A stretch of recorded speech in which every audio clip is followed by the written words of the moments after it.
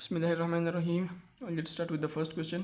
Question number 1 में given है कि which of the following has the highest second ionization energy. ठीक है, as you know that ionization energy is directly proportional to stable electronic configuration. ठीक है, यहाँ पर ऑप्शन में दो एलिमेंट्स फर्स्ट ग्रुप से लिए गए हैं एंड दो एलिमेंट्स सेकंड ग्रुप से। ठीक है, फर्स्ट ग्रुप का वैलेंस इलेक्ट्रॉन सोडियम के लिए 3s1 में होता है और पोटाशियम के लिए 4s1 में। इसी तरह कैल्शियम के valence electrons 4s2 and 3s2। जब सोडियम एक इलेक्ट्रॉन लॉस कर देता है तो इसकी electronic configuration 2p6 1s2 2s2 2p6 रह जाती है। इसी तरह जब पोटाशियम एक इलेक्ट्रॉन लॉस कर देता है तो इसकी इलेक्ट्रॉनिक कन्फिगुरेशन ये रह जाती है। ठीक है, कैल्शियम जब एक इलेक्ट्रॉन लॉस कर देता है तो ये 4s2 है, यहाँ से जब एक इलेक्ट्रॉन चला जाता है तो ये 4s1 रह जाता है। ठीक है, मैग्नीशियम से जब एक इलेक्ट्रॉन चला जाता है तो ये 3s1 रह जाता है। ठीक है, अब सेकंड आयोनाइजेशन एनर्जी की बात हो रही है। ठीक है, यानी यहाँ से इलेक्ट्रॉन चला गया, यहाँ से चला गया, यहाँ से भी एक इलेक्ट्रॉन, यहाँ से भी। फर्स्ट आयोनाइजेशन एनर्जी की बात नहीं, सेकंड आयोनाइजेशन की एनर्जी की बात हो रही है। नाउ यहाँ से जब एक इलेक्ट्रॉन लॉस होगा तो चूँकि ये एक स्टेबल इलेक्ट्रॉनिक कन्फिगुरेशन है, ठीक है, सो इसकी आयोनाइजेशन एनर्जी बहुत ज़्यादा होगी। इसी तरह ये भी एक स्टेबल इलेक्ट्रॉनिक कन्फिगुरेशन, इसकी आयोनाइजेशन एनर्जी बहुत ज़्यादा होगी। जबकि यहाँ पर 4s1 में एक इलेक्ट्रॉन है और 3s1 में एक इलेक्ट्रॉन है। ये इसकी जो इलेक्ट्रॉनिक कन्फिगुरेशन इतनी स्टेबल नहीं है, यहाँ से इजीली इलेक्ट्रॉन जो है वो चला जाएगा, यहाँ से भी। ठीक है, सो जो सोडियम और पोटाशियम है इनकी आयोनाइजेशन एनर्जी ज़्यादा होगी as compare to calcium and magnesium. ठीक है, नाउ सोडियम एंड पोटाशियम में किसकी आयोनाइजेशन एनर्जी ज़्यादा होती है। ठीक है, so as you know that जब हम down the group periodic table में आते हैं तो आयोनाइजेशन एनर्जी डिक्रीज़ होती है। ठीक है, जब हम from left to right along the period जाते हैं तो आयोनाइजेशन एनर्जी इंक्रीज़ होती है। ठीक है, सो सोडियम और पोटाशियम में जो ग्रुप में जो सबसे ऊपर होगा उसकी आयोनाइजेशन एनर्जी ज़्यादा होगी। ठीक है, सो सोडियम की आयोनाइजेशन एनर्जी पोटाशियम से ज़्यादा होगी। So the highest ionization energy होगी सोडियम की। आप यूँ भी याद रख सकते हैं सेकंड आयोनाइजेशन एनर्जी के ग्रुप 1 एलिमेंट्स के लिए, ग्रुप 1A एलिमेंट्स के लिए सेकंड आयोनाइजेशन एनर्जी बहुत ज़्यादा होगी। ठीक है, इसी तरह ग्रुप 2B के लिए, ग्रुप 2A के लिए थर्ड आयोनाइजेशन एनर्जी ज़्यादा होगी। ठीक है, ग्रुप 3A के लिए फोर्थ आयोनाइजेशन एनर्जी बहुत ज़्यादा होगी। ठीक है, इसी तरह चलते जाए। सो आप ये इस तरह से भी याद कर सकते हैं। नाउ क्वेश्चन नंबर 2 में गिवन है कि which of the following has the largest A9. ठीक है, K3PCUS NaCl Na2O। ठीक है, सबसे पहले तो आप ये बात याद रखें कि जो एनाइन होता है, एक होता है एनाइन, एक होता है केटाइन और एक होता है न्यूट्रल एटम। ठीक है, लेट सपोज आपके पास एक एटम है ए, एक एटम है, ठीक है, न्यूट्रल एटम है। अब ए जब इलेक्ट्रॉन लॉस कर देता है तो क्या बनता है, केटाइन। ठीक है, केटाइन बनता है। और यही ए जब इलेक्ट्रॉन गेन कर देता है तो एनाइन बनता है। ठीक है, सो आपने याद रखनी है कि जो एनाइन है उसकी एटॉमिक साइज़ ग्रेटर होती है न्यूट्रल एटम से, और न्यूट्रल एटम की एटॉमिक साइज़ ग्रेटर होती है इट्स केटाइन फॉर्म से। ठीक है, ये ऑर्डर अपने याद रखना है। नाउ आपको ऑप्शंस गिवन है कि इनमें से लार्जेस्ट एनाइन कौन सा है। ठीक है, सो K3P जब आयोनाइज होता है तो 3K प्लस P-3 देता है। ठीक है, इसके बाद कॉपर सल्फाइड जब आयोनाइज होता है तो Cu+2 प्लस सल्फर -2। इसके बाद NaCl गिवन है, जब आयोनाइज होता है तो Na प्लस Cl-, और इसके बाद गिवन है Na2O। ठीक है, 2Na प्लस O2-। ठीक है, now as you know that जब हम पीरियोडिक टेबल में फ्रॉम लेफ्ट टू राइट जाते हैं अलॉन्ग द पीरियड तो एटॉमिक साइज जो है वो डिक्रीज होता है। लाइक अगर आप पीरियोडिक टेबल में इन एलिमेंट्स की पोजीशन देखें, यहाँ पर एनाइंस की बात हो रही है, ठीक है। सो यहाँ पर फास्फोरस है, यहाँ पर सल्फर, यहाँ पर क्लोरीन और ऑक्सीजन यहाँ पर है, ठीक है। अब न्यूट्रल एटम्स में भी फास्फोरस का साइज़ जो है वो ज़्यादा होता है, ठीक है, क्योंकि ये लेफ्ट साइड पर है। और दूसरी बात, इस पर -3 चार्ज है, सो इसका साइज़ और भी ज़्यादा हो जाता है। सल्फर पर -2 चार्ज है, क्लोरीन पर -1 और ऑक्सीजन पर -2। और यहाँ पर सल्फर जब न्यूट्रल होता है तब भी उसकी साइज़ जो है वो ज़्यादा होती है, और जब -3 चार्ज आ जाता है, एनायन बन जाता है, तब इसकी साइज़ जो है वो और भी ज़्यादा हो जाती है, ठीक है। सो इनमें से P-3 इस एनायन की जो साइज़ है वो सबसे ज़्यादा होगी। इसी तरह अगर आपको गिवन हो कि P-3, P-2 और P-1, ठीक है, इस तरह अगर आपको ये गिवन हो तो इनमें से किसकी जो है वो एटॉमिक साइज़ सबसे ज़्यादा होगी, तो P-3 की एटॉमिक साइज़ सबसे ज़्यादा होगी। यानी कोई एटम जितने ज़्यादा इलेक्ट्रॉन गेन करता है उतना ही उसका एटॉमिक साइज़ ज़्यादा होता है, और जितने वो इलेक्ट्रॉन लॉस करता है उतना ही उसका एटॉमिक साइज़ जो है वो डिक्रीज़ होता है। नाउ क्वेश्चन नंबर 3 में गिवन है कि generally the density of elements increases down the group in the periodic table, so the correct order of density of alkali metals will be, ठीक है। जनरली जब हम डाउन द ग्रुप आते हैं तो एटम्स के मास में भी जो है वो इंक्रीज आता है और वॉल्यूम में भी, ठीक है। बट मास में इंक्रीज ज़्यादा आता है एज़ कम्पेयर टू वॉल्यूम, ठीक है। यानी density equals to mass per unit volume. जब हम डाउन द ग्रुप आते हैं तो मास भी इंक्रीज करता है और वॉल्यूम भी, लेकिन मास में इंक्रीज ज़्यादा आता है, ड्यू टू विच जब हम डाउन द ग्रुप आते हैं तो एलिमेंट्स की डेंसिटी जो है वो इंक्रीज करती है, ठीक है। अब correct order of alkali metals कौन सी होनी चाहिए? सो करेक्ट ऑर्डर होना चाहिए लिथियम, उसके बाद सोडियम, उसके बाद पोटाशियम, उसके बाद रुबिडियम, उसके बाद सीजियम और फ्रेंशियम, ठीक है। इसी तरह करेक्ट ऑर्डर होना चाहिए, और ये इस साइड पर डेंसिटी इंक्रीज होनी चाहिए, लेकिन यहाँ पर एक एनॉमली है, ठीक है। और वो क्या है? वो ये है कि जो सोडियम का एटॉमिक साइज़ है, सोडियम की जो डेंसिटी है वो ज़्यादा है पोटाशियम से। उन्हें तो चाहिए था कि पोटाशियम की डेंसिटी ज़्यादा होती, सोडियम से। ये ऑर्डर ऐसा होना चाहिए था, बट ऐसा नहीं है। यहाँ पर सोडियम की डेंसिटी पोटाशियम से कम होनी चाहिए, लेकिन ऐसा नहीं है।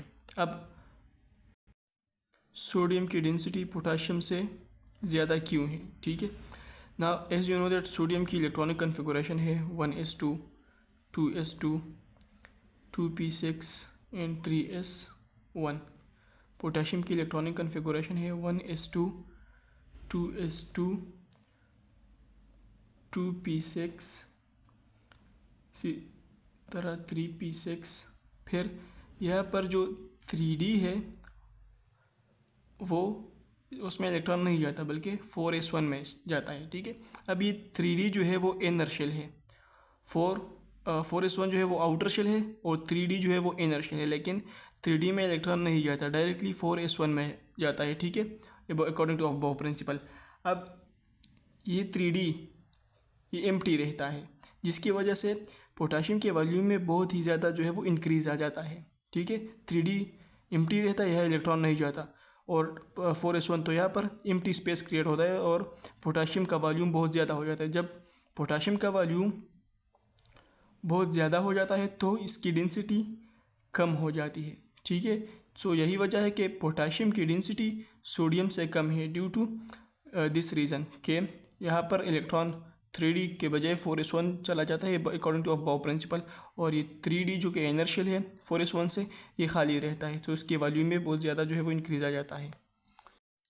नाउ क्वेश्चन नंबर 4 में गिवन है कि which of the following best explains why lithium does not form lithium peroxide or lithium superoxide, ठीक है। So as you know that जब अल्कली मेटल्स ऑक्सीजन के साथ रिएक्ट करते हैं तो कॉरेस्पॉन्डिंग ऑक्साइड्स बनाता है। लिथियम नॉर्मल ऑक्साइड बनाता है, सोडियम पेरोक्साइड, और पोटाशियम रुबिडियम और सीजियम सुपर ऑक्साइड्स बनाता है, ठीक है। नाउ लिथियम जो है वो पेरोक्साइड और सुपर ऑक्साइड क्यों नहीं बनाता, इसकी वजह क्या है? So as you know that lithium oxide में ऑक्सीजन का साइज़ बहुत ही ज़्यादा बड़ा होता है। ठीक है, ऑक्सीजन एटम जो है उसका साइज़ ज़्यादा होता है। ठीक है, ये हो गया ऑक्सीजन। ठीक है, और यहाँ पर लिथियम का साइज़ जो है वो बहुत ही ज़्यादा छोटा होता है। ठीक है, नाउ लिथियम का एटॉमिक साइज़ बहुत ही ज़्यादा छोटा होता है और ऑक्सीजन का साइज़ जो है वो बहुत ज़्यादा बड़ा होता है। सो यही वजह है कि small size of the lithium cation, अगर यहाँ पर दूसरा ऑक्सीजन आता है लाइक इन लिथियम पेरोक्साइड, तो यहाँ पर इन दोनों के दरमियान फिर रिपल्शन होगी। ठीक है, और वो कंपाउंड जो है वो स्टेबल नहीं होगा। सो लिथियम कैटाइन का जो साइज़ है वो बहुत ही ज़्यादा स्मॉल है, और दो लिथियम कैटाइन जो है वो सिर्फ एक ही ऑक्सीजन एनायन को स्टेबलाइज कर सकते हैं। ठीक है, सो यही वजह है कि लिथियम कैटाइन का एटॉमिक साइज़ बहुत ही ज़्यादा स्मॉल है। ये दो कैटाइन सिर्फ एक ही ऑक्सीजन एनायन को स्टेबलाइज कर सकते हैं, और इसी वजह से ये सिर्फ नॉर्मल ऑक्साइड जो है वो बना सकते हैं, पर ऑक्साइड और सुपर ऑक्साइड नहीं बना सकते। नाउ क्वेश्चन नंबर 5 में गिवन है कि सेलेक्ट द नाइट्राइड आयन। ठीक है, नाइट्राइड आयन, तो नाइट्राइड आयन है N-3।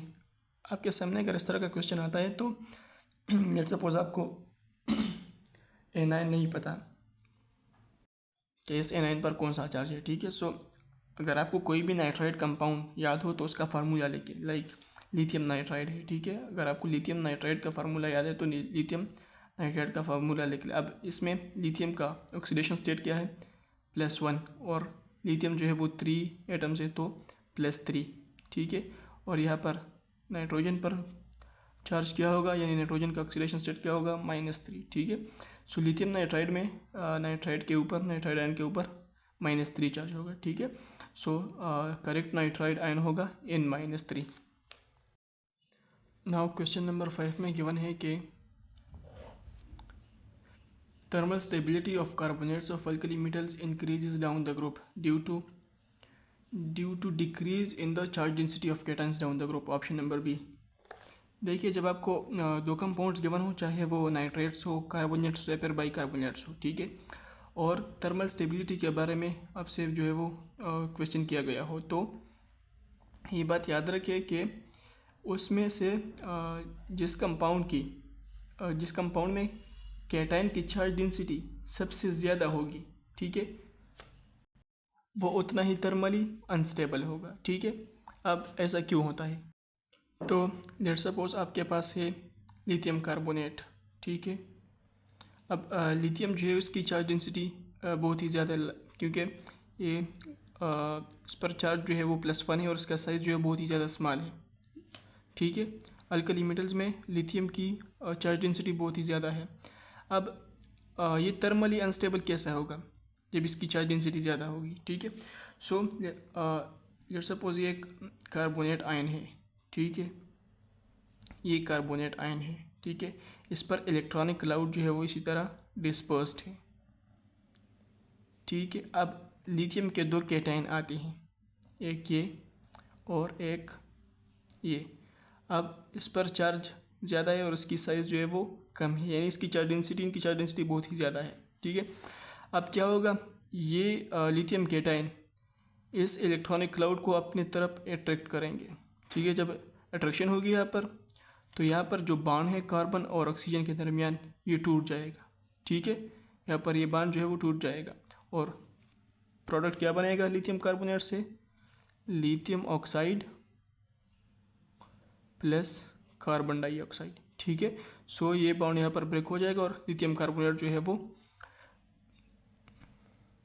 डिकम्पोज हो जाएगा। ठीक है, सो जिस कैटायन की चार्ज डेंसिटी ज़्यादा होगी, ठीक है, वो थर्मली अनस्टेबल होगा।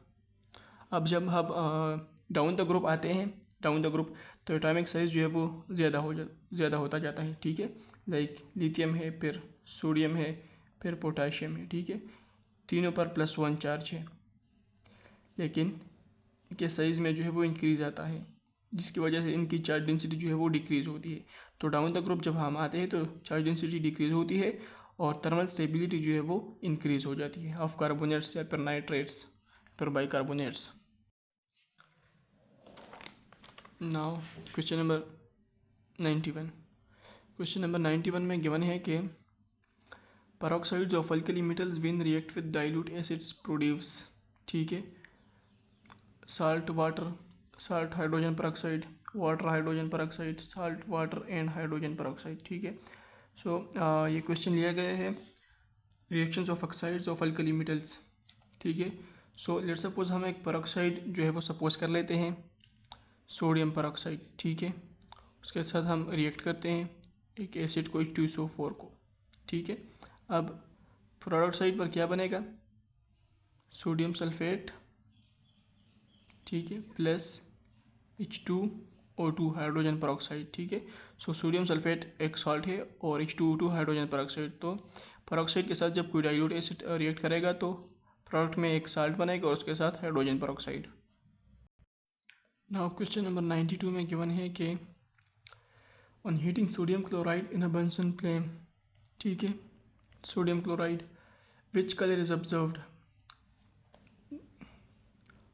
ब्रेक रेड है, एप्पल ग्रीन, गोल्डन येलो या फिर वायलेट, ठीक है।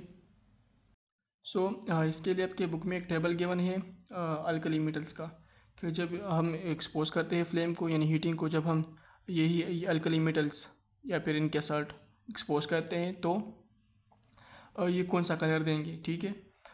इन्हें सोडियम या फिर सोडियम का कोई भी साल्ट या फिर NaCl, ठीक है, सोडियम या फिर सोडियम का कोई भी साल्ट जब हम एक्सपोज करते हैं फ्लेम को तो हीटिंग पर ये गोल्डन येलो कलर देते हैं, ठीक है।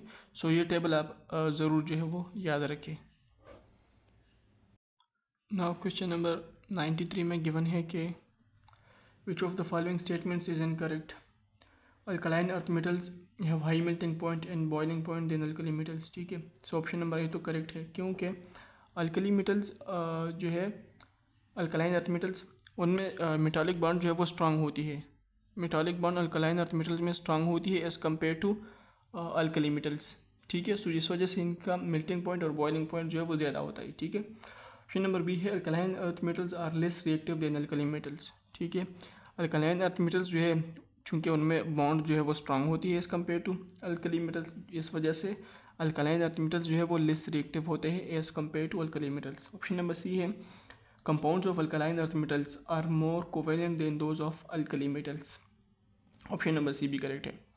देखिए अगर आपको फजानुल याद हो तो फजानुल में एक बात है कि कोवेलेंट कैरेक्टर जो है वो डायरेक्टली प्रोपोर्शनल है चार्ज डेंसिटी के, ठीक है, चार्ज डेंसिटी के। फजानुल का जो एक पिक्चर था वो मैंने ग्रुप में भी सेंड किया था, सो वहाँ से आप वो जो है वो सॉल्व कर सकते हैं। जिस कैटाइन की चार्ज डेंसिटी ज़्यादा होगी, ठीक है, सो उसमें कोवेलेंट कैरेक्टर जो है वो ज़्यादा होगा। नाउ अल्कलाइन अर्थ मेटल्स जो है वो राइट साइड पर जो है वो प्रेजेंट है पीरियोडिक टेबल पर, और जो अल्कली मेटल्स हैं वो लेफ़्ट साइड पर।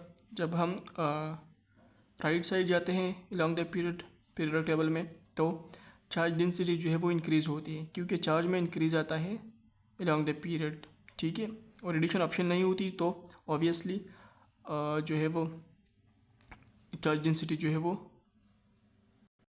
ज़्यादा होती है, यानी वॉल्यूम में उतना इंक्रीज़, एटॉमिक साइज में इतना इंक्रीज़ नहीं आता और चार्ज में इंक्रीज़ ज़्यादा आता है, ठीक है। सो चार्ज डेंसिटी जो है वो इंक्रीज़ होती है। So as you know that alkaline earth metals की चार्ज डेंसिटी जो है वो ज़्यादा होती है कंपेयर टू अल्कली मेटल्स, इस वजह से compounds of alkaline earth metals जो है वो कोवेलेंट होती है मोस्टली, यानी compounds of alkaline earth metals are more covalent than that of alkali metals, ठीक है। सो सारे ऑप्शंस जो है वो करेक्ट हैं, option number D all are correct. यहाँ पर ये है covalent character directly proportional to charge density, ठीक है, ये आप याद रखें। नाउ क्वेश्चन नंबर 94 में गिवन है कि all the group 2 elements are white in colour except beryllium, magnesium, calcium, radium. देखिए अब बेरिलियम के अलावा जो सारे अल्कालाइन अर्थ मेटल्स हैं उनका कलर जो है वो वाइट होता है। अब वाइट क्यों होता है, देखिए वाइट कलर इनका ऑक्साइड लेयर की वजह से होता है, ठीक है। यानी ये अल्कलाइन अर्थ मेटल्स ऑक्सीजन के साथ रिएक्ट करते हैं और इनके ऊपर एक स्मॉल सा लेयर बन जाता है ऑक्साइड का, और इस ऑक्साइड लेयर की वजह से इनका कलर जो है वाइट होता है। अब बेरिलियम का कलर जो है वो वाइट क्यों नहीं होता? As you know that beryllium जो है वो इन सब में से लीस्ट रिएक्टिव है, ऑक्सीजन के साथ इजीली रिएक्ट नहीं करता, ठीक है। सो चूंकि ऑक्सीजन के साथ इजीली रिएक्ट नहीं करता, इसी वजह से ऑक्साइड लेयर नहीं बनता और इसका कलर जो है वो वाइट नहीं होता। नाउ क्वेश्चन नंबर 95 में गिवन है कि when alkaline earth metals react gradually with cooled water, especially the heavier ones like barium and strontium, ठीक है, स्पेशली ये the reaction primarily is, देखिए जब अल्कलाइन अर्थ मेटल्स वाटर के साथ रिएक्ट करते हैं तो क्या बनता है, हाइड्रोक्साइड्स बनता है और उसके साथ हाइड्रोजन गैस बनता है, ठीक है। यानी लेट्स सपोज बेरियम जो है वो रिएक्ट करता है वाटर के साथ, ठीक है। सो प्रोडक्ट में बनता है barium hydroxide plus hydrogen gas, ठीक है। अब इसमें करेक्ट ऑप्शन है option number A, evolution of hydrogen gas in formation of soluble hydroxide. चूंकि बुक में जो है गिवन है specially heavier ones like barium and strontium, ठीक है। सो इनके जो हाइड्रोक्साइड्स है वो सॉल्युबल होते हैं, वाटर सॉल्युबल होते हैं, ठीक है। सो इस वजह से ऑप्शन नंबर ए जो है वो करेक्ट है। नाउ क्वेश्चन नंबर 96 में गिवन है कि which of the following alkaline earth metals form covalent nitride, beryllium है, मैग्नीशियम है, कैल्शियम, ठीक है। सो बेरिलियम के अलावा जितने भी अल्कलाइन अर्थ मेटल्स हैं वो आयोनिक नाइट्राइड्स बनाते हैं, ठीक है। सिर्फ बेरिलियम है ही वो वाहिद अल्कलाइन अर्थ मेटल है जो कोवेलेंट नाइट्राइड बनाता है, और इसकी वजह यह है कि बेरिलियम जो है वो काफ़ी स्मॉल है, ठीक है। स्मॉलर साइज़ की वजह से इसकी जो चार्ज डेंसिटी है वो बहुत ही ज़्यादा है, और जब चार्ज डेंसिटी ज़्यादा हो तो बेरिलियम के कंपाउंड्स जो है उनमें कोवेलेंट कैरेक्टर जो है वो ज़्यादा होगा, ठीक है। मैंने पहले भी एक्सप्लेन किया, जब चार्ज डेंसिटी ज़्यादा हो तो कोवेलेंट कैरेक्टर भी ज़्यादा होगा, ठीक है। So due to high charge density beryllium जो है वो प्रेफर करता है कि वो कोवेलेंट कंपाउंड जो है वो बनाए। सो बेरिलियम के जो नाइट्राइड्स है वो कोवेलेंट होते हैं, और बाकी जो अल्काइल अर्थ मेटल्स हैं उनके नाइट्राइड्स आयनिक होते हैं। और सिर्फ नाइट्राइड्स ही नहीं बल्कि सल्फाइड्स, ऑक्साइड्स और क्लोराइड्स भी कोवेलेंट होते हैं बेरिलियम के, और बाकी एलिमेंट्स के अल्कलाइन अर्थ मेटल्स के ऑक्साइड, क्लोराइड्स और सल्फाइड्स जो है वो आयनिक होते हैं। अच्छा, क्वेश्चन नंबर 97 में गिवन है कि which of the following is called milk of magnesium, ठीक है। सो ये आप याद रखें कि मैग्नीशियम हाइड्रोक्साइड को मिल्क ऑफ मैग्नीशिया कहते हैं, जबकि कैल्शियम हाइड्रोक्साइड को लाइम वाटर कहते हैं, ठीक है। नाउ क्वेश्चन नंबर 98 में गिवन है कि select the correct order of ionic character for the following compounds, ठीक है। यानी इनमें कंपाउंड में से किस में आयनिक कैरेक्टर जो है वो मैक्सिमम होगी और कौन से में मिनिमम होगी, ठीक है। सो यहाँ पर फजान रूल अप्लाई होता है, ठीक है। लाइक फजान रूल आपने याद रखना है कि जिस कंपाउंड में कैटाइन का साइज स्मॉल होता है तो वो प्रेफर करता है कि उसमें कोवेलेंट कैरेक्टर ज़्यादा हो, ठीक है। अगर कैटाइन का साइज लार्ज होता है तो वो भी प्रेफर करता है कि वो उसमें आयनिक कैरेक्टर ज़्यादा होगी, ठीक है। यानी इन दोनों को अगर आप कंबाइन करें कैटाइन साइज और कैटाइन चार्ज को, तो इससे चार्ज डेंसिटी बनती है, ठीक है। यानी जिसकी चार्ज डेंसिटी ज़्यादा हो, जिस कैटाइन की चार्ज ज़्यादा हो और साइज स्मॉल हो, तो वो प्रेफर करता है कि कोवेलेंट कैरेक्टर उसमें ज़्यादा हो, कि कोवेलेंट कंपाउंड बनाए, ठीक है। अब एनाइन की अगर हम बात करें तो एनाइन जिसका लार्ज हो, जिस कंपाउंड में एनाइन जो है वो लार्ज हो तो उसमें कोवेलेंट कैरेक्टर ज़्यादा होगा, और जिसमें एनाइन जो है वो स्मॉल हो तो वो प्रेफर उसमें आयनिक कैरेक्टर जो है वो कम होगा, ठीक है। Cation size, A9 size, cation charge और लास्ट में रहता है इलेक्ट्रॉनिक कन्फिगुरेशन, ठीक है। यह है pseudo noble gas electronic configuration, ठीक है। अगर ये इलेक्ट्रॉनिक कन्फिगुरेशन आती है, ठीक है, सो कैटाइन की, तो उसमें कोवेलेंट कैरेक्टर ज़्यादा होगी, और इसी तरह का इलेक्ट्रॉनिक कन्फिगुरेशन अगर कैटाइन की आती है तो उसमें आयनिक कैरेक्टर ज़्यादा होगा, ठीक है। अब हम यही फजान रूल जो है वो अप्लाई करते हैं इन पर। गिवन है NaCl गिवन है, NaF गिवन है और NaBr गिवन है, ठीक है। अब इन सब में कैटाइन जो है वो सेम है। अब बात आती है एनाइन की, ठीक है, जिसमें इनमें से इन तीनों कंपाउंड में से जिसमें एनाइन का साइज जो है वो लार्ज होगा तो उसमें कोवैलेंट कैरेक्टर ज़्यादा होगा और आयनिक कैरेक्टर जो है वो कम होगा। ठीक है, अब NaF में इनमें से फ्लोरीन की जो फ्लोरीन आयन की साइज़ जो है वो सबसे कम है। ठीक है, उसके बाद जो है वो क्लोराइड की और उसके बाद जो है वो ब्रोमाइड की।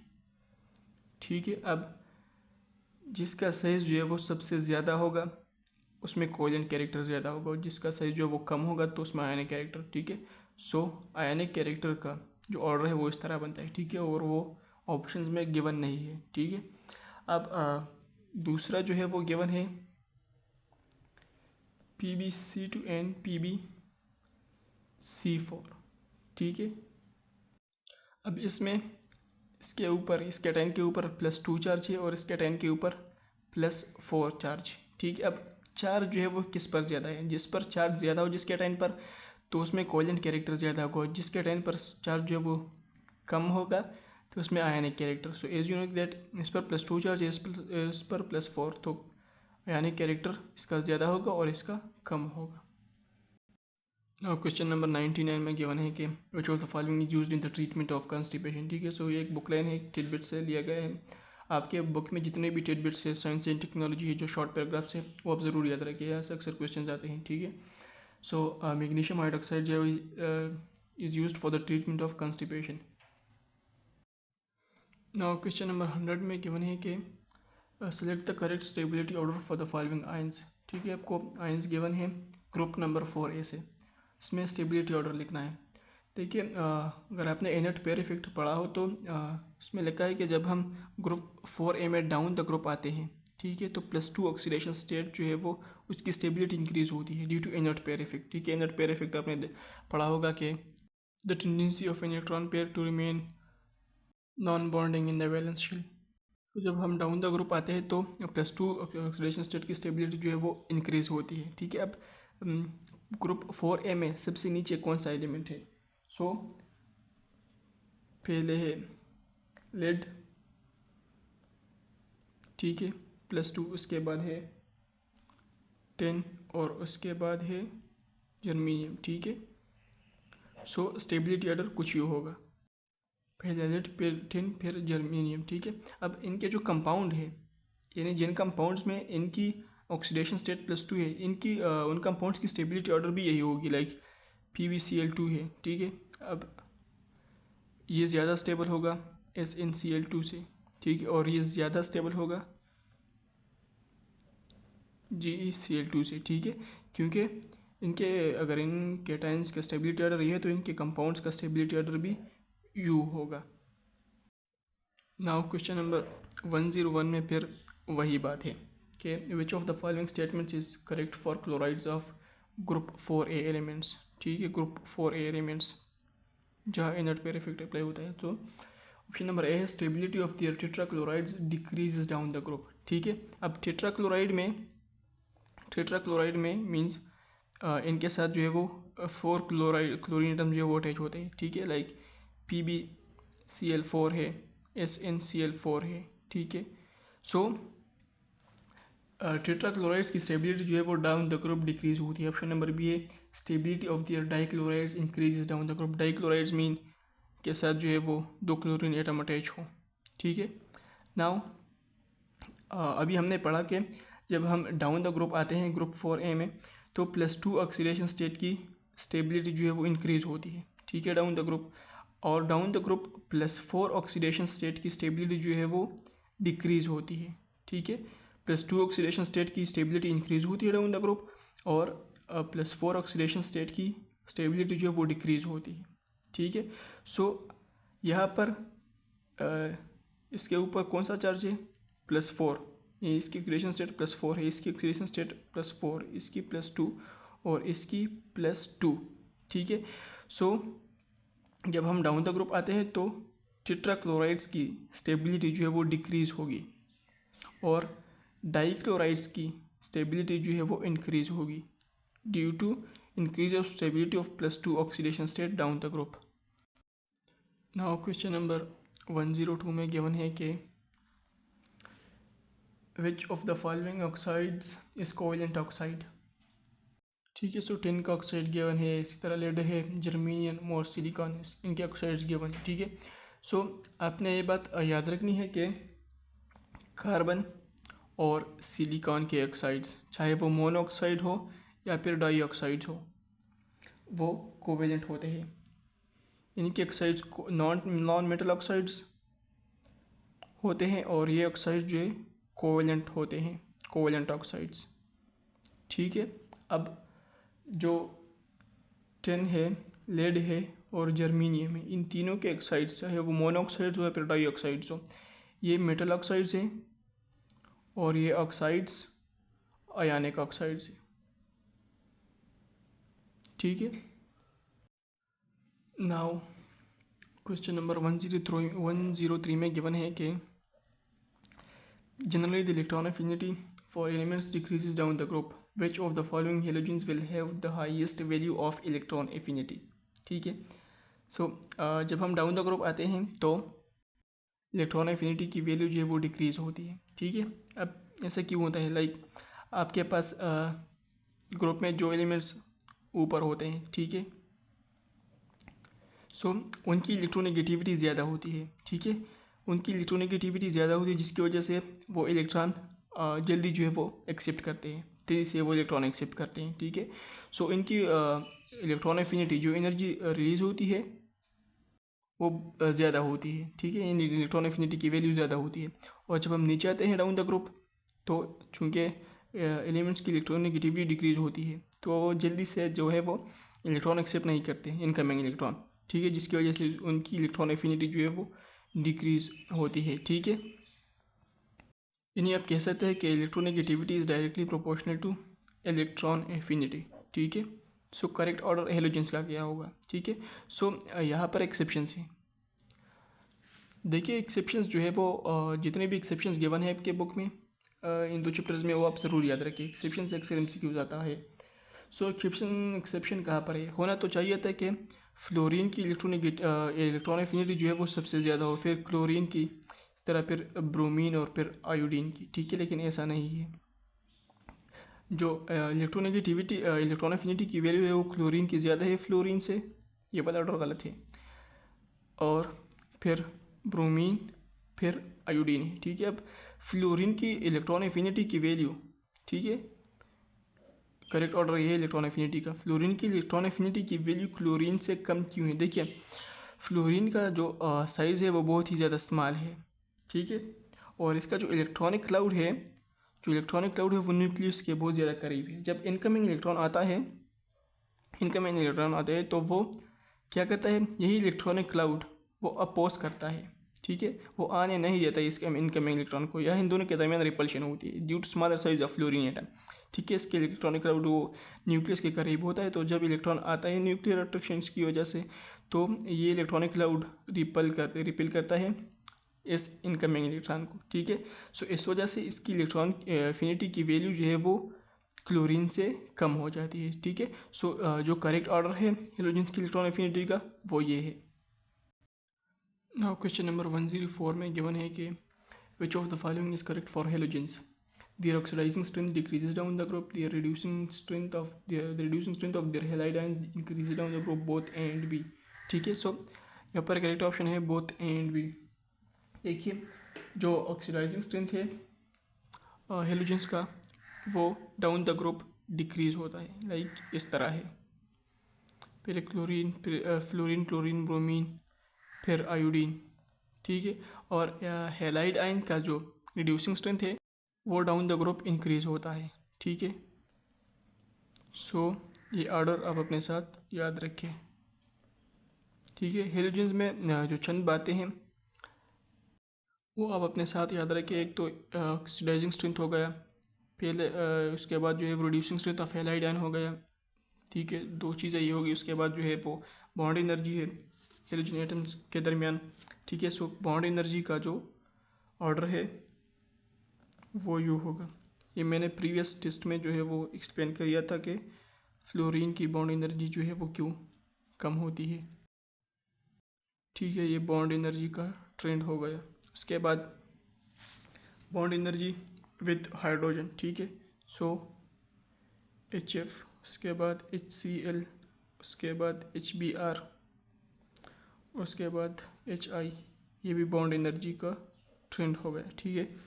उसके बाद एसिड स्ट्रेंथ, ठीक है। Acid strength down the group increase होता है। उसके बाद HCl, उसके बाद HBr और उसके बाद HI, ठीक है। ये एसिड स्ट्रेंथ हो गया,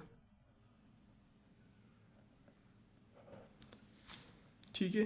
सो ये 4-5 बातें, ऑक्सीडाइजिंग स्ट्रेंथ, रिड्यूसिंग स्ट्रेंथ, उसके बाद ये दोनों बॉन्ड एनर्जीज और एसिड स्ट्रेंथ, ये हेलोजेंस के लिए आप ज़रूर याद रखें। और ये इलेक्ट्रॉन एफिनिटी का ट्रेंड भी याद रखें। नाउ क्वेश्चन नंबर 105 में गिवन है कि what are the products formed when sodium nitrate is heated, ठीक है। यानी जब सोडियम नाइट्रेट की डिकम्पोजिशन होती है थ्रू हीट तो हमारे साथ क्या क्या बनता है, ठीक है। So as you know that alkali metals में लिथियम नाइट्रेट की जब डिकम्पोजिशन होती है तो वो कम्प्लीटली डिकम्पोज होता है, ठीक है। और बाकी जो मेटल्स हैं, यानी अल्कली मेटल्स में सोडियम हो गया, पोटेशियम नाइट्रेट, ठीक है। इन नाइट्रेट्स की डिकम्पोजिशन जो है वो पार्शियली होती है। सो लिथियम नाइट्रेट जो है वो कम्प्लीटली डिकम्पोज हो जाता है लिथियम ऑक्साइड, नाइट्रोजन डाइऑक्साइड और ऑक्सीजन में, जबकि बाकी जो नाइट्रेट्स है इस ग्रुप के वो पार्शियली डिकम्पोज हो जाते हैं इनटू नाइट्राइट्स एंड ऑक्सीजन, ठीक है। सो सोडियम नाइट्रेट डिकम्पोज हो जाता है into nitrate sodium nitrite plus oxygen. Now question number 106 में गिवन है कि arrange the following in increasing order of thermal stability, ठीक है। बेरियम कार्बोनेट है, सोडियम कार्बोनेट है, कैल्शियम कार्बोनेट है, पोटाशियम कार्बोनेट है। सो सबसे पहले आप ये याद रखें कि अल्कली मेटल्स के जो नाइट्रेट्स है, कार्बोनेट्स है और बाइकार्बोनेट्स वो थर्मली ज़्यादा स्टेबल होते हैं as compare to that of alkaline earth metals, ठीक है। और दूसरी बात याद रखें कि दोनों में डाउन द ग्रुप जब हम जाते हैं तो थर्मल स्टेबिलिटी इंक्रीज होती है, ठीक है। इन चारों ऑप्शंस में से 2 कार्बोनेट्स ग्रुप 1 के हैं और 2 कार्बोनेट्स ग्रुप 2 के हैं, ठीक है। सो सबसे पहले तो हम ग्रुप 1 के जो कार्बोनेट्स हैं वो लिख लेंगे क्योंकि उनकी थर्मल स्टेबिलिटी ज़्यादा होगी as compare to group 2 carbonates, ठीक है। सो ग्रुप 1 कार्बोनेट्स में गिवन है sodium carbonate and potassium carbonate. तो sodium carbonate as you know that above है, सोडियम जो है वो ग्रुप में ऊपर है पोटाशियम से, सो इसकी थर्मल स्टेबिलिटी ज़्यादा होगी। सो सोडियम कार्बोनेट और उसके बाद है पोटाशियम कार्बोनेट। उसके बाद बेरियम कार्बोनेट और कैल्शियम कार्बोनेट, इन दोनों में से जो ग्रुप में ऊपर होगा उसकी थर्मल स्टेबिलिटी ज़्यादा होगी। सॉरी यहाँ पर एक मिस्टेक हो गई। देखिए ग्रुप 1 एलिमेंट्स की के जो नाइट्रेट्स, कार्बोनेट्स और बाइकार्बोनेट्स हैं वो थर्मली ज़्यादा स्टेबल होती है ग्रुप 2 के एलिमेंट्स से। और दूसरी बात, जब हम डाउन द ग्रुप आते हैं दोनों में तो क्या होता है, थर्मल स्टेबिलिटी इंक्रीज होती है, ठीक है, due to decrease in charge density, ठीक है। तो सबसे पहले हम क्या करेंगे, जो ग्रुप 1 एलिमेंट्स हैं वो लिख लेंगे क्योंकि वो थर्मली ज़्यादा स्टेबल होते हैं। और ग्रुप 1 में जो बिलो होगा, ठीक है, जो एलिमेंट बिलो होगा उसके कार्बोनेट को हम सबसे पहले लिखेंगे क्योंकि वो थर्मली सबसे ज़्यादा स्टेबल होगा, ठीक है। सो गिवन है सोडियम कार्बोनेट और पोटाशियम कार्बोनेट ग्रुप 1 से। As you know that potassium जो है वो नीचे प्रेजेंट है, बिलो है सोडियम के, सो वो थर्मली ज़्यादा स्टेबल होगा। उसके बाद सोडियम कार्बोनेट। अब कैल्शियम और बेरियम में कौन सा इस ग्रुप में नीचे प्रेजेंट है, वो है बेरियम, ठीक है। सो उसके बाद बेरियम कार्बोनेट और उसके बाद कैल्शियम कार्बोनेट, ये करेक्ट ऑर्डर होगा।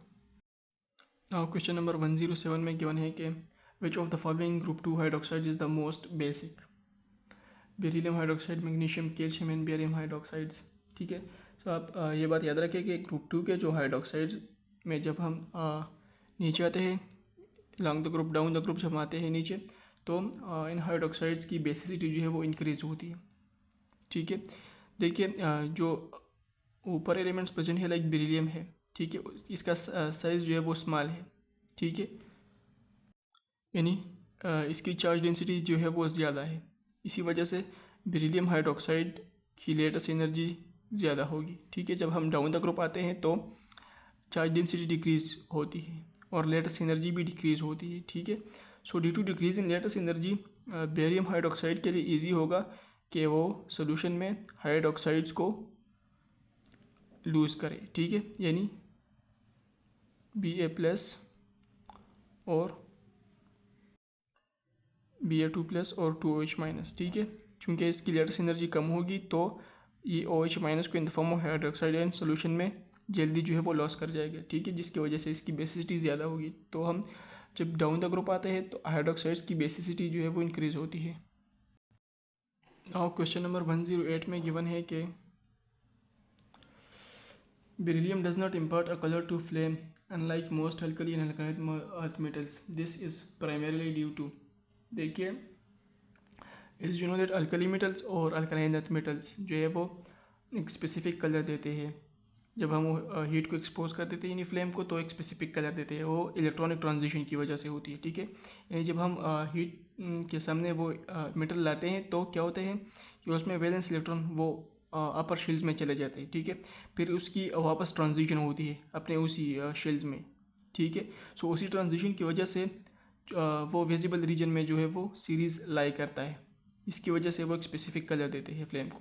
लेकिन बेरिलियम जो है वो चूँकि उसकी आयोनाइजेशन एनर्जी बहुत ही ज़्यादा है। ठीक है, उसका साइज स्मॉल है और उसकी आयोनाइजेशन एनर्जी बहुत ही ज़्यादा है। Due to high ionization energy क्या होता है कि उसमें इलेक्ट्रॉनिक ट्रांजिशन बहुत ही मुश्किल से होती है, और अगर हो जाती है तो वापस उसकी ट्रांजिशन विजिबल रीजन में नहीं होती बल्कि यूवी रीजन में होती है। ठीक है, और यहाँ पे ट्रांजिशन ही बहुत ही मुश्किल से होती है, जिसकी वजह से वो कलर अपेयर नहीं करता। ठीक है, सो बेरिलियम जो है वो फ्लेम टेस्ट जो है वो, यानी beryllium does not impart a colour to a flame. ठीक है, और बाकी जो अल्कली और अल्कलाइन अर्थ मेटल्स हैं वो कलर देते हैं।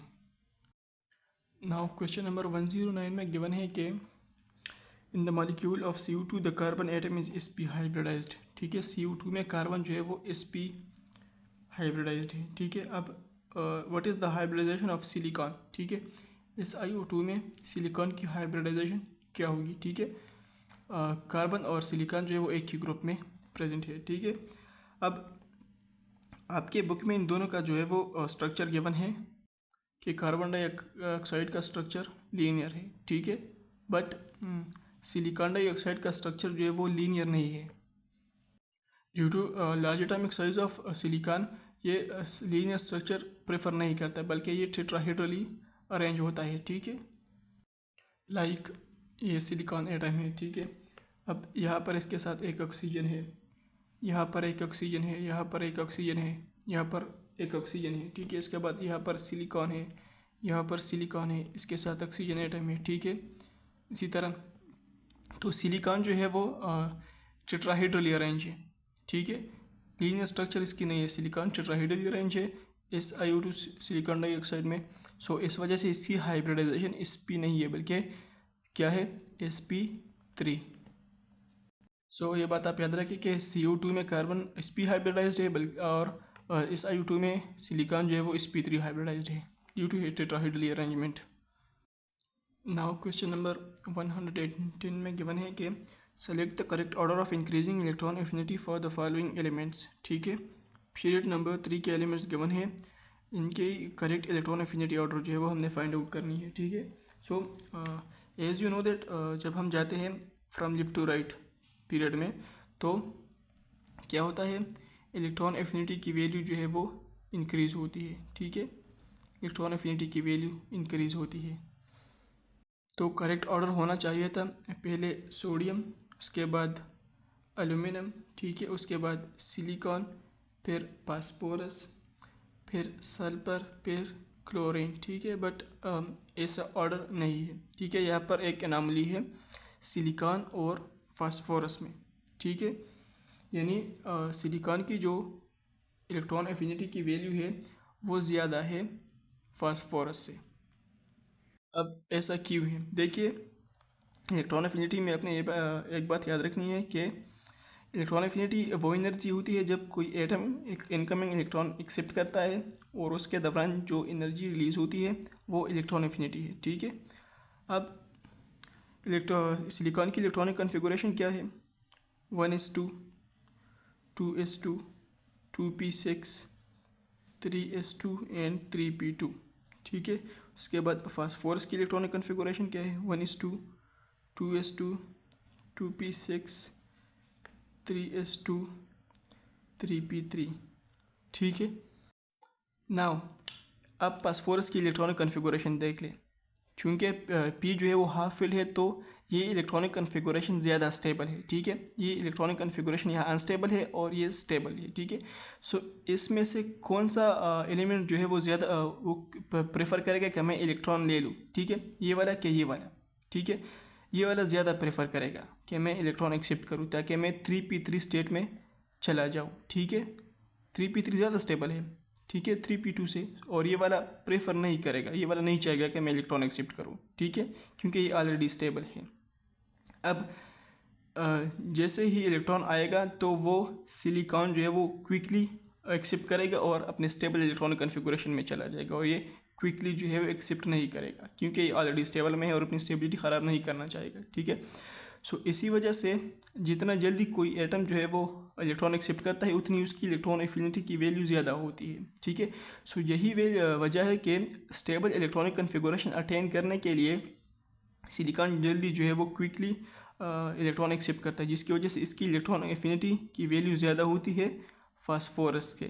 ठीक है, सो सिलिकॉन की इलेक्ट्रॉन एफिनिटी की वैल्यू फास्फोरस से ज़्यादा है। ठीक है, इसी तरह का कोई भी क्वेश्चन अगर आपके सामने आए, ठीक है, तो आपने इलेक्ट्रॉनिक कन्फिगुरेशन भी देखना होता है। ठीक है, कि अगर कोई एलिमेंट इलेक्ट्रॉन लेके अपने स्टेबल इलेक्ट्रॉनिक कन्फिगुरेशन में जाता है तो उसकी इलेक्ट्रॉन एफिनिटी की वैल्यू ज़्यादा होगी। नाउ क्वेश्चन नंबर 111 में गिवन है कि which of the following statements is incorrect regarding bleaching powder? It can be used as disinfectant, it can be used as oxidizing agent, as antiseptic, all are correct। ठीक है, सो आपके book में एक short सा paragraph given है bleaching powder पर। ये एक डिसइंफेक्टेंट, एज ए डिसइंफेक्टेंट हम ये यूज़ कर सकते हैं और ऑक्सीडाइजिंग एजेंट भी, लेकिन एंटीसेप्टिक हम यूज़ नहीं कर सकते। ठीक है, अब एंटीसेप्टिक और डिसइंफेक्टेंट में फ़र्क होता है। ठीक है, एंटीसेप्टिक्स हम यूज़ करते हैं टू किल और इनहिबिट माइक्रोब्स ऑन लिविंग और टिश्यूज़। ठीक है, लाइक अगर हम अपनी बॉडीज़ के लिए यूज़ करते हैं, ठीक है, वो एंटीसेप्टिक्स है। और डिसइंफेक्टेंट्स वो होते हैं जो हम किसी नॉन लिविंग चीज़ों पर जो है वो अप्लाई करते हैं फॉर इट्स सैनिटाइजेशन। ठीक है, लाइक हॉस्टल इक्विपमेंट्स हो गए। ठीक है, उसके लिए जब जो हम यूज़ करते हैं फॉर सैनिटाइजेशन उसे हम डिसइंफेक्टेंट कहते हैं, और अपनी बॉडी के लिए जो हम यूज़ करते हैं तो वो एंटीसेप्टिक है। तो bleaching powder disinfectant, as a disinfectant भी यूज़ होता है और ऑक्सीडाइजिंग एजेंट भी, but as an antiseptic use नहीं होता। नाउ क्वेश्चन नंबर 112 में गिवन है कि F block elements are also called main transition, outer transition, both and P या फिर इनर ट्रांजिशन। ठीक है, सो आप ये बात याद रखिए कि जो डी ब्लॉक एलिमेंट्स है उन्हें हम मेन ट्रांजिशन या आउटर ट्रांजिशन एलिमेंट्स कहते हैं, और जो एफ ब्लॉक एलिमेंट्स है उन्हें हम इनर ट्रांजिशन एलिमेंट्स कहते हैं।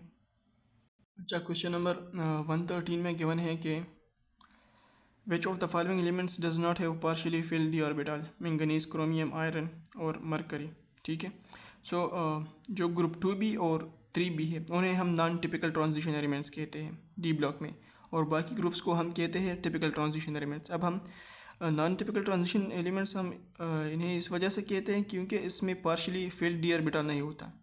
बाकी सब डी ब्लॉक एलिमेंट्स में पार्शियली फिल्ड डी ऑर्बिटल होता है, लेकिन जो ग्रुप 2b है और ग्रुप 3b है इन एलिमेंट्स में पार्शियली फिल्ड डी ऑर्बिटल नहीं होता। इसी वजह से हम इन्हें नॉन टिपिकल ट्रांजिशन एलिमेंट कहते हैं। ठीक है, सो मरकरी जो है वो 2b एलिमेंट्स है, सो इस वजह से इसमें पार्शियली फिल्ड डी ऑर्बिटल नहीं होता और ये नॉन टिपिकल ट्रांजिशन एलिमेंट है। नाउ क्वेश्चन नंबर 114 गिवन है कि which of the following, so what is the general electronic configuration of if block elements? ठीक है, सो d block elements की general electronic configuration भी given है और if block elements की general electronic configuration। ठीक है, तो ऑप्शन नंबर बी करेक्ट है इसमें। नाउ क्वेश्चन नंबर 115 में गिवन है कि which of the following elements has the maximum number of unpaired electrons in its ground state. ठीक है, सो इसके लिए ज़रूरी है कि आपको इलेक्ट्रॉनिक कन्फिगुरेशन आता हो सब एलिमेंट्स की। अब मैंगनीज़ की इलेक्ट्रॉनिक कन्फिगुरेशन की तरफ अगर आप देखें तो इसमें सिर्फ लास्ट इलेक्ट्रॉन्स की बात करेंगे। सो क्या है, 4:3d5। इसमें नंबर ऑफ अनपेयर्ड इलेक्ट्रॉन्स कितने हैं, 5। ठीक है, लाइक डी है क्या ना, डी ऑर्बिटल्स हैं, एक इलेक्ट्रॉन यहाँ पर, एक यहाँ पर, एक यहाँ पर, एक यहाँ पर, एक यहाँ पर, सारे अनपेयर्ड है। ठीक है, सो 5 जो है अनपेयर्ड इलेक्ट्रॉन्स है। इसके बाद आयरन है। आयरन के लिए क्या है, आयरन की इलेक्ट्रॉनिक कन्फिगुरेशन है 4s2 एंड 3d6। ठीक है, 3d6 फिर से ड्रा करें, 3d6। ठीक है, 1 2 3 4 5 और यहाँ पर ये इलेक्ट्रॉन। ठीक है, सो इसमें नंबर ऑफ अनपेयर्ड इलेक्ट्रॉन 4 है। इसी तरह कोबाल्ट में 3 है और निकल में 2 है। So maximum number of unpaired electron किस में है, वो है मैंगनीज में। इलेक्ट्रॉनिक कन्फिगुरेशन के लिए आप याद रखिए कि आप इलेक्ट्रॉनिक कन्फिगुरेशन किस तरह करेंगे। सो पहले आप ये निमोनिक याद रखिए कि स्कूल, उसके बाद पब्लिक स्कूल, फिर डिविजनल पब्लिक स्कूल, फिर डिविजनल पब्लिक स्कूल, उसके बाद फेडरल डिविजनल पब्लिक स्कूल, फिर फेडरल डिविजनल पब्लिक स्कूल। ठीक है, ये एक आसान सा तरीका है। फिर आप क्या करेंगे कि इसको नंबरिंग दे देंगे, 1s 2s 3s 4s 5s 6s 7s और 8s। ठीक है, उसके बाद P जो है वो सेकंड सेल से शुरू होता है। ठीक है, फर्स्ट शेल में P नहीं होता। सो 2p 3p 4p 5p 6p 7p। ठीक है, उसके बाद क्या है, डी 3 से शुरू होता है, थर्ड शेल से। सो 3d 4d 5d 6d।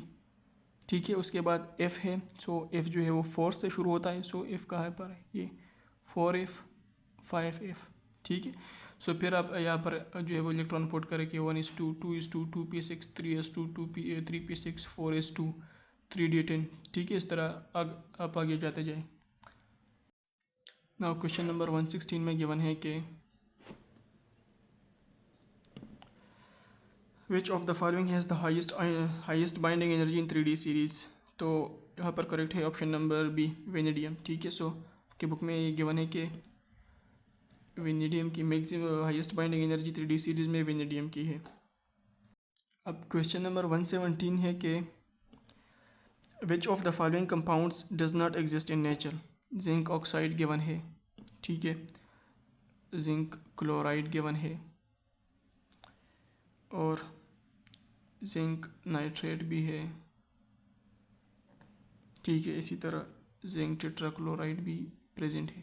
अब कौन सा एग्जिस्ट नहीं करता नेचर में, तो as you know that zinc की ऑक्सीडेशन स्टेट क्या है, +2। जिंक सिर्फ और सिर्फ +2 ऑक्सीडेशन स्टेट में एग्जिस्ट करता है। अब इन कंपाउंड्स में देखिए, जिन कंपाउंड्स में जिंक ऑक्सीडेशन स्टेट +2 है, सो वो कंपाउंड एग्जिस्ट करेंगे। +2 के अलावा अगर जिंक जो है वो किसी दूसरे ऑक्सीडेशन स्टेट में गिवन हो, लाइक +4 में गिवन हो, +5 में, +3 में, तो कंपाउंड एग्जिस्ट नहीं करेगा। ठीक है, ये किसी भी एलिमेंट को लेकर आपको कंपाउंड्स जो है वो गिवन हो सकते हैं कि इनमें से कौन सा कंपाउंड एग्जिस्ट नहीं करता। अब यहाँ पर ऑक्सीडेशन स्टेट ऑक्सीजन का -2 है, सो जिंक का +2 हो जाएगा। ठीक है, अब क्लोरीन का, एक क्लोरीन के लिए -1, 2 क्लोरीन एटम के लिए -2, सो ये +2 हो जाएगा। यहाँ पर नाइट्रेट के लिए -2। ठीक है, यहाँ पर इसके लिए +2। अब यहाँ पर 4 क्लोरीन एटम्स प्रेजेंट है, सो 4 के लिए -4 हो जाएगा और इसके लिए +4। ठीक है, सो चूंकि जिंक जो है वो +4 ऑक्सीडेशन स्टेट में एग्जिस्ट नहीं करता, इस वजह से ये कंपाउंड जो है वो नेचर में एग्जिस्ट नहीं करता। नाउ क्वेश्चन नंबर 118 में गिवन है कि which of the following catalyst is used in the oxidation of methane into CH3OH। ठीक है, सो आपके बुक में गिवन है कि इसमें कैटलिस्ट यूज़ होता है आयरन। ठीक है। सो ये एक बुक लाइन है।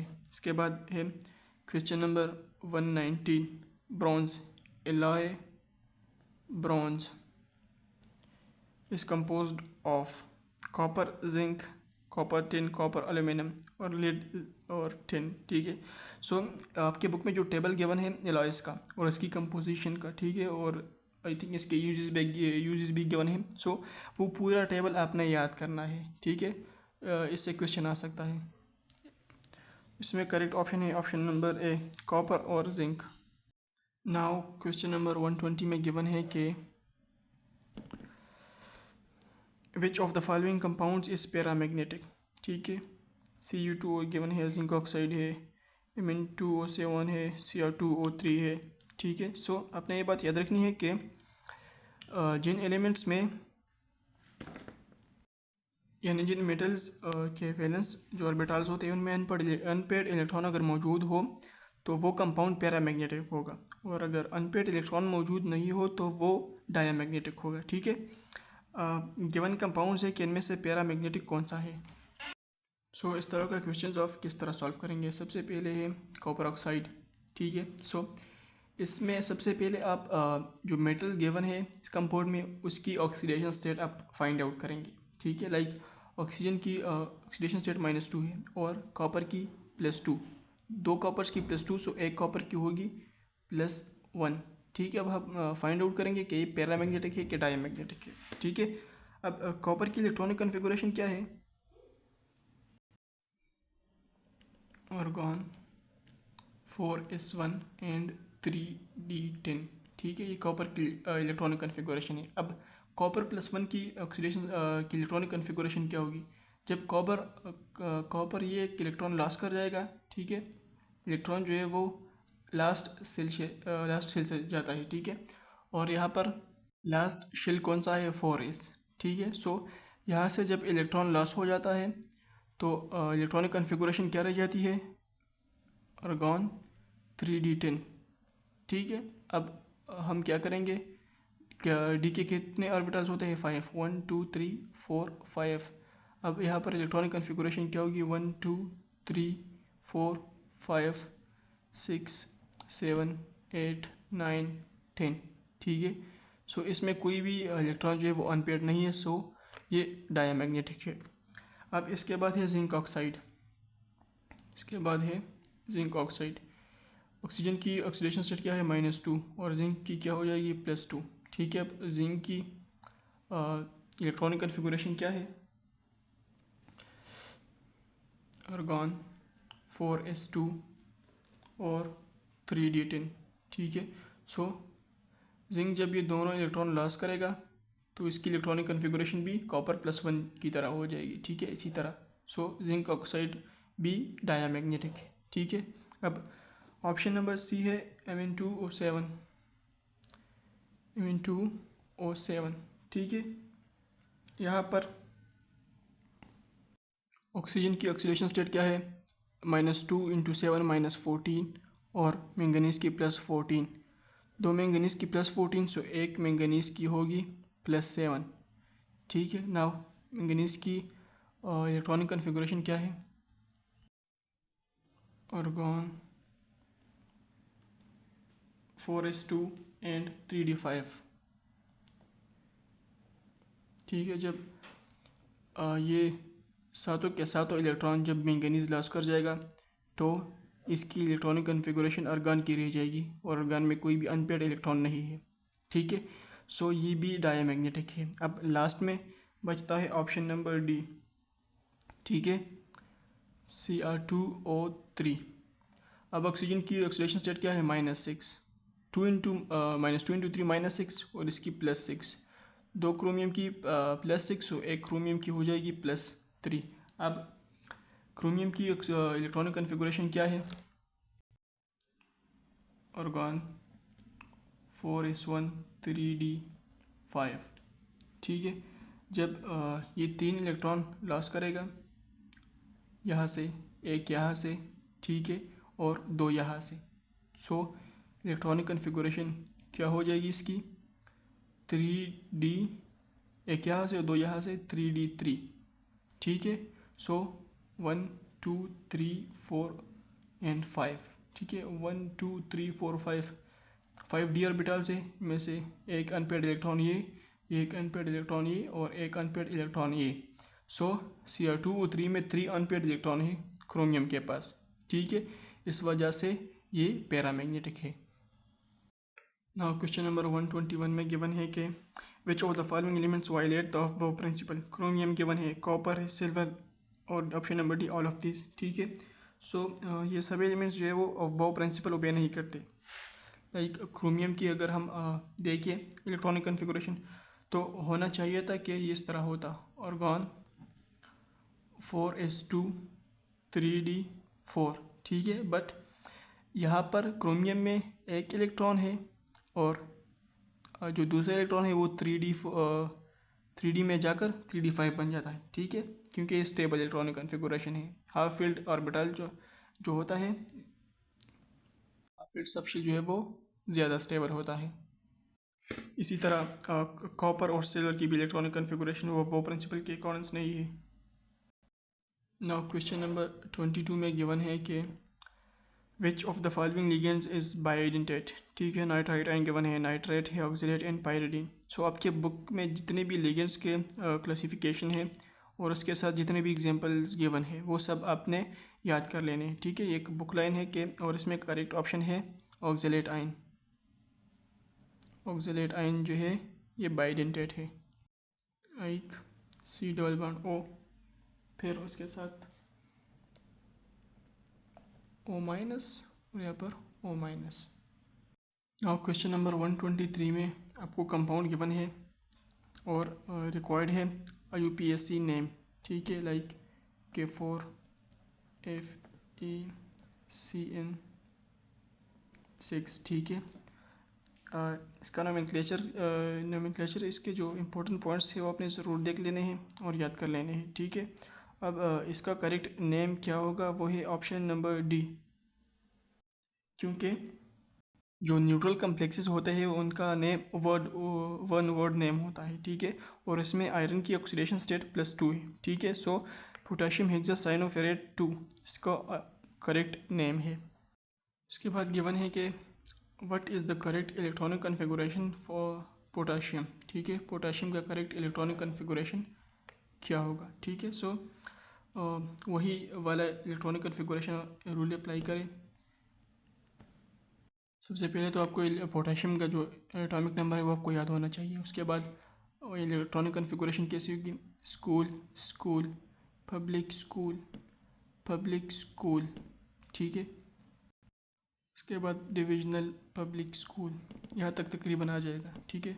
एक 1 2 3 4 1s2 2s2 2p6 3s2 10 11 12, उसके बाद 3p6 एंड 4s1, ठीक है।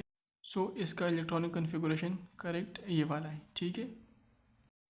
अगर आप इलेक्ट्रॉनिक नंबर इसका भूल चुके हैं तो ये वाला पार्ट सब में कॉमन है, ठीक है। डिफरेंस यहाँ पर है, ठीक है।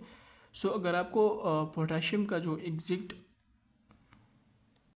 लोकेशन है पीरियोडिक टेबल में, अगर वो आपको याद हो तब भी आप ये क्वेश्चन सॉल्व कर सकते हैं, ठीक है। लाइक पोटेशियम जो है वो इस ब्लॉक एलिमेंट है, ठीक है। सो इसका वैलेंस इलेक्ट्रॉन जो है वो इस शेल में, इस सब शेल में होगा, ठीक है। अब पोटेशियम कौन से ग्रुप में लाइज करता है, फर्स्ट ग्रुप में। सो उसके वैलेंस शेल में एक इलेक्ट्रॉन होगा, ठीक है। अब पोटेशियम जो है वो कौन से पीरियड में है, फोर्थ पीरियड में, ठीक है। सो इसका वैलेंस शेल इलेक्ट्रॉनिक कन्फिगरेशन होगा 4s1। नाउ क्वेश्चन नंबर 124 में गिवन है कि which of the following sulfides is predominantly covalent in nature, beryllium sulphide, magnesium, calcium and barium sulphide, ठीक है। सो से पहले भी मैंने बताया कि बेरिलियम के सल्फाइड्स और ऑक्साइड्स, ठीक है। इसी तरह बेरिलियम के नाइट्राइड्स ये सब कोवेलेंट होते हैं, ठीक है। लाइक बेरिलियम के सल्फाइड्स, बेरिलियम के नाइट्राइड्स और बेरिलियम के ऑक्साइड्स ये सब कोवेलेंट होते हैं due to high charge density. और बाकी अल्कलाइन अर्थ मेटल्स के सल्फाइड्स, ऑक्साइड्स और नाइट्राइड्स आयनिक होते हैं। अच्छा, इसके बाद गिवन है कि which of the following is called a nitrogen, ठीक है। उसमें करेक्ट ऑप्शन है ऑप्शन नाइट्रोजन, ठीक है। आप ये बात याद रखिए कि नाइट्रोजन ग्रुप है यानी ग्रुप नंबर 5, उसको हम पेंटिल्स कहते हैं या फिर नेक्टोजन। ठीक है, नेक्टोजन हम इसलिए कहते हैं क्योंकि दे हैव चोकिंग इफेक्ट। ठीक है, टू नेक्टोजन मीन्स टू चोक और to suffocate because nitrogen cause choking. ठीक है, इसी वजह से हम इस ग्रुप को नाइट्रोजन कहते हैं। ऑक्सीजन ग्रुप को यानी ग्रुप नंबर 6 को हम चेलकोजेंस कहते हैं because chalcogens means they are ore formers. ठीक है, ores are usually combined with copper और ऑक्सीजन। ठीक है, सो इसी वजह से ऑक्सीजन ग्रुप को हम कहते हैं चेलकोजेंस। उसके बाद है ग्रुप नंबर 7, वो तो आप सबको मालूम है कि उसे कहते हैं halogens. Halogens mean salt farmer या फिर सॉल्ट गिवर। ठीक है, और ग्रुप नंबर 8 को हम नोबल गैस या फिर ज़ीरो ग्रुप कहते हैं। अच्छा, उसके बाद गिवन है कि which of the following is not typically classified as in alkali metal despite appearing in group 1A of the periodic table. ठीक है, सो करेक्ट ऑप्शन है हाइड्रोजन। हाइड्रोजन ग्रुप 1A में प्रेजेंट है बट ये एक alkali metal नहीं है, it's a non metal gas. So ये थे आपके टेस्ट नंबर 6 के MCQs एक्सप्लेनेशन। अल्लाह हाफिज़।